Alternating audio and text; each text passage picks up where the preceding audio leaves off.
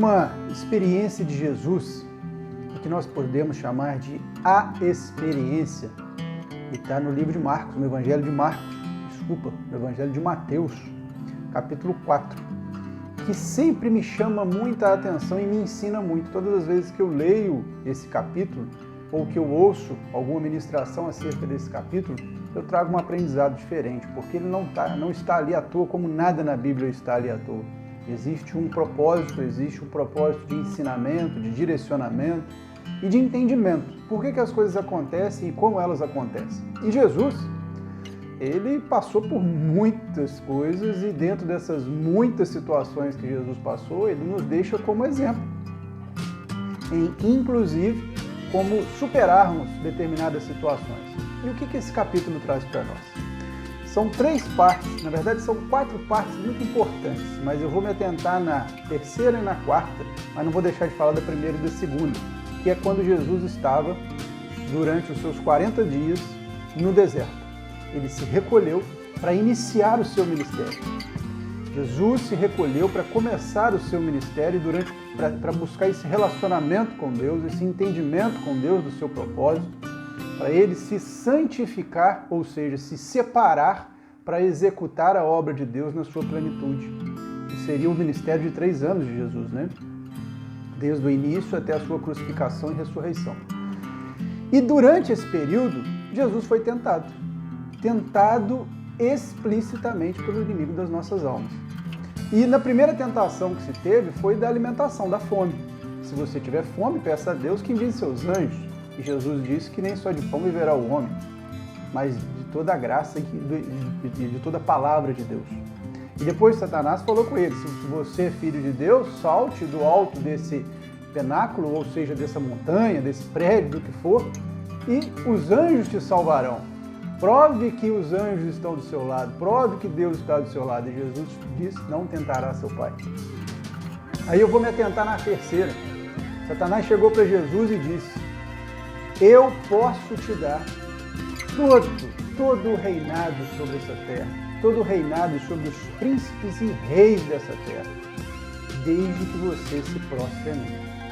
E aí, meu irmão, a gente consegue entender, eu até arrepio na hora que eu falo, a gente consegue entender o porquê que esse mundo está desse jeito, porquê que as coisas funcionam como funcionam, porque os reinos não estão nas mãos de Deus, não porque Deus não quer e não pode, é porque isso é Satanás, é o inimigo que criou todo esse reinado e todo esse ambiente mundial de poder para poder ser gerenciado e gerido por ele.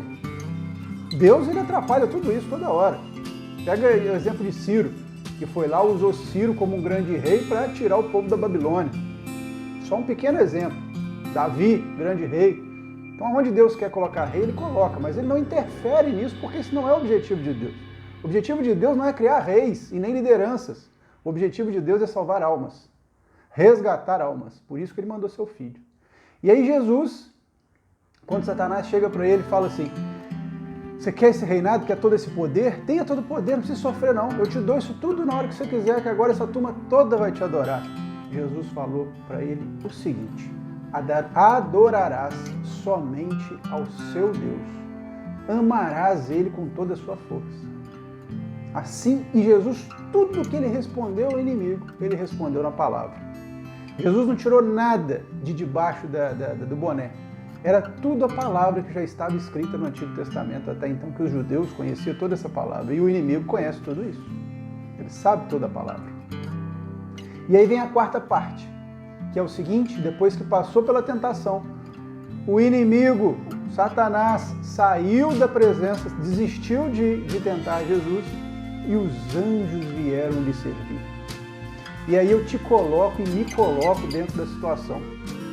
Do início do propósito de Deus da sua vida, o projeto que Deus tem para a sua vida, possivelmente um deserto de capacitação, de relacionamento seu com Deus, que você está passando ou passou por ele, ou está iniciando a passar, e as tentações que virão na sua vida para te tirar do propósito de Deus. Se você resistir ao diabo, ele fugirá de vós. Está na Bíblia. E nem é nessa passagem, é em outra passagem. E aí os anjos vieram servir. Os anjos vieram alimentar Jesus, servir ele e dar apoio dentro da jornada com ele. O próprio Jesus, em outro momento, vai dizer, no momento lá que Pedro corta a orelha do centurião, Jesus fala: não poderia meu Pai mandar centenas de legiões de anjos destruir a todos? Mas não aprove que fosse assim. Ninguém matou Jesus, Jesus se entregou. Jesus se entregou para o propósito. E assim é a minha e a sua vida, meu irmão.